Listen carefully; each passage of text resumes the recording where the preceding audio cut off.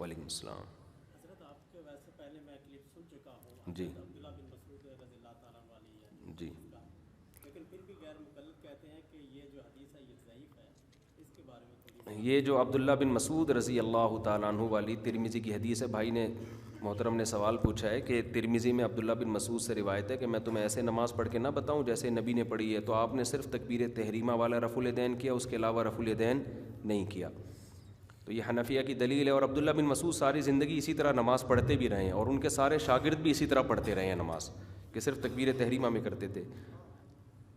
ہمارے جو ہے نا بیٹا میں ہمارے قوم میں یہ رواج بڑھ گئے کہ جو جھگڑا کرتے ہیں نا قرآن لے کے جاتے ہیں. اس نے جتنے بھی ناانصافی کی ہوتی ہے نا قرآن لے کے جاتے ہیں تو اس کو مجبور کرتے ہیں کہ ماننا پڑے گا قرآن. ان کا جواب دے دوں پہلے ایک منٹ، پھر میں آپ کی طرف آتا. تو یہ بھائی کہہ رہے ہیں کہ اہل حدیث حضرات اس حدیث کو ضعیف کہتے ہیں. تو اہل حدیث حضرات سے دلیل پوچھو کیوں ضعیف ہے. وہ حوالہ یہ دیتے ہیں کہ عبداللہ ابن مبارک نے اس حدیث کو ضعیف کہا ہے. تو خوب سمجھ لیں، عبداللہ بن مبارک نے اس حدیث کو نہیں کہا، اس سے پہلے والی حدیث کو ضعیف کہا ہے، وہ بھی عبداللہ بن مسعود سے منقول ہے. تو وہ ان سے خلط ملط ہو جاتا ہے بحث میں. جس پہلے والی کو ضعیف کہا ہے تو وہ یہاں فٹ کر دیتے ہیں اس کو. اس کی سب سے بڑی دلیل یہ ہے کہ خود امام ترمذی نے اس حدیث کو ایک نسخے میں حسن کہا، ایک میں حسن صحیح کہا. اور اہل حدیث حضرات تو ناصر الالبانی رحمہ اللہ کو بہت مانتے ہیں. ناصر الالبانی نے اس حدیث کو صحیح قرار دیا ہے.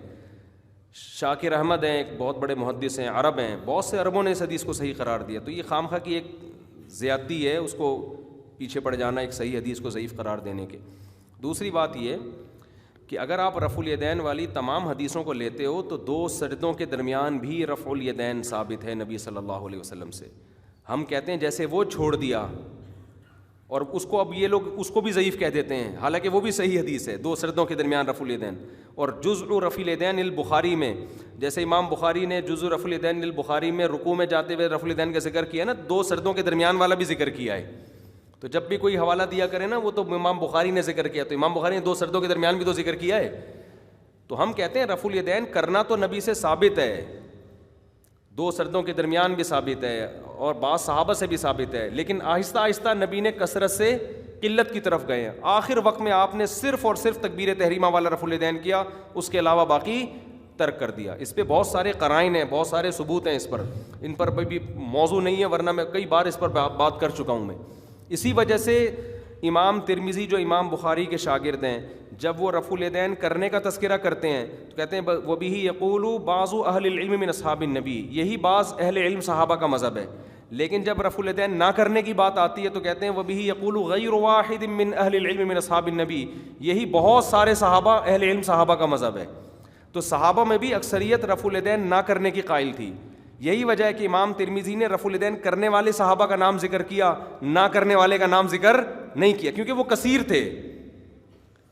اور اس وقت سے لے کے آج تک امت کی اکثریت رفع الیدین نہ کرنے کی قائل رہی ہے، کیونکہ اہل کوفہ کوئی بھی رفع الیدین نہیں کرتا تھا. اور کوفہ کیونکہ حضرت علی کی خلافت کا مرکز تھا نا، حضرت علی نے وہاں آباد ہوئے ہیں، تو ان کے شاگردوں میں علم بہت، اسلام کا مرکز کوفہ بن گیا تھا.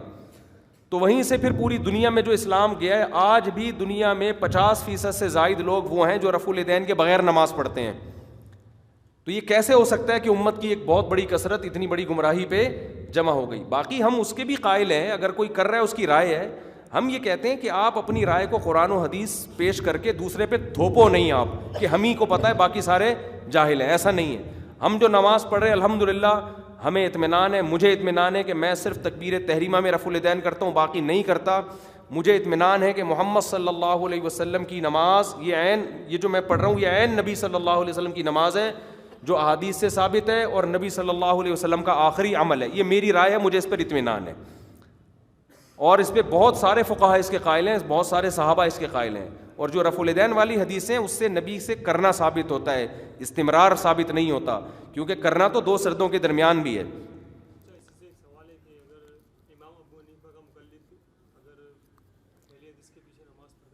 نہیں، وہ ہو جائے گی، نماز ہو جائے گی، لیکن وہ اپنے طریقے سے پڑھے، نماز تو ہو جائے گی، کسی بھی مسلمان کے پیچھے